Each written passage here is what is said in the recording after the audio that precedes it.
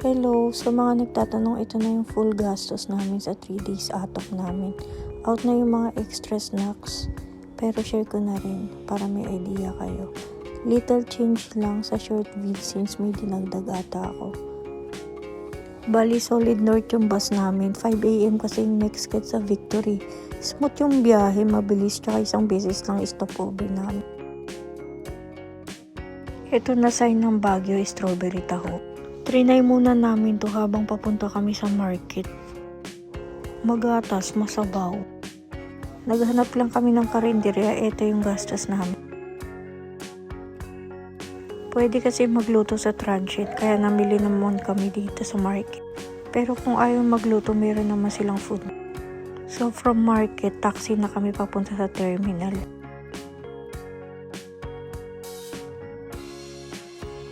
Di siya aircon, di rin malamig, siksikan literal. Alam mo na nasa ato ka kapag nakita mo na to.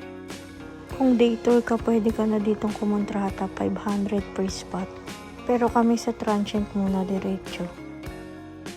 Check nyo yung views sa daan habang pinupunta nyo yung transient nyo.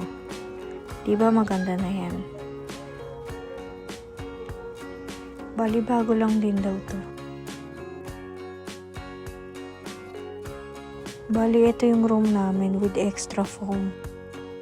Then, ito na yung view namin. Yan. After lunch na yan, so ito na siya. Pa sunset na.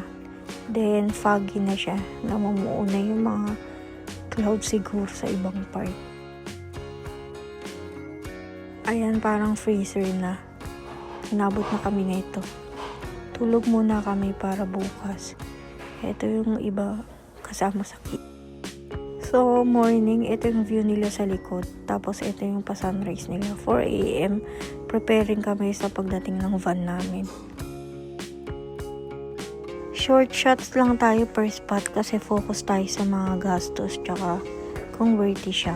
Maganda daw kasi yung sunrise dito sa Mount Olis. Kaya, ito yung inuna namin tsaka hinabol namin. Ayan yung view. Monday to pero marami pa rin tao.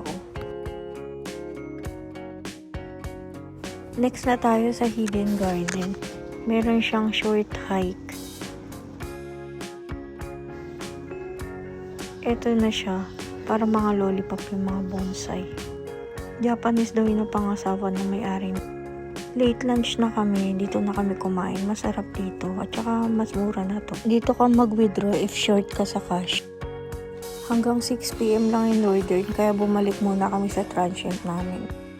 Ito na yung Northern Blossom, bali kinabukasan na kami para hindi kami masyado nagmamadali sa oras. Ang daming variant ng flowers dito, check nyo na lang sa isang video. Meron rin mga bagong area na paglalagyan din. Pero sana wag ng taasan, ito yung kasamang food. Malapit lang sa municipal yung Northern, kaya dito na kami sumakay papuntang Baguio. Diyan kami kumain sa taas, hindi masarap. Scam yung ng-vlog dyan. Ang mahal pa. So all in all, ito yung mga nagastos namin. Post nyo na lang ulit. Magbabago yan, depende sa pagtitipid nyo or sa mga additional nyo gustong gawin tsaka bilhin. Hindi pa kasama yung pasalubong dyan, so alam nyo na. See ya next soon!